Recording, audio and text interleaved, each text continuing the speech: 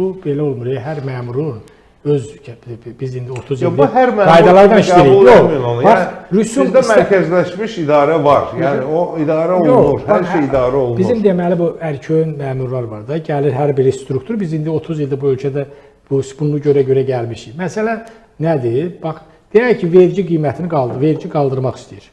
Əslində sahibkarlıq konfederasiyası sahibkar, parlamentin deputatı və həmən vergi idarəsi. Vergi izah eləməlidir ki, o niyə vergini artırır, əsaslandırmalıdır. Sahibkar deməlidir ki, mən niyə az vermək istəyirəm.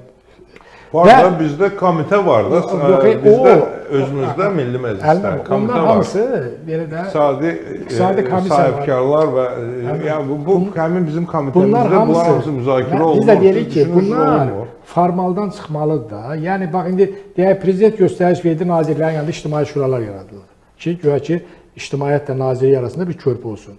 Hər bir nazirlik özünə uyğun bir qeydlər yığdı başına, hansısa şərtlər daxilində. İndi o qeydlər onların müdafiəsinə çevrilir.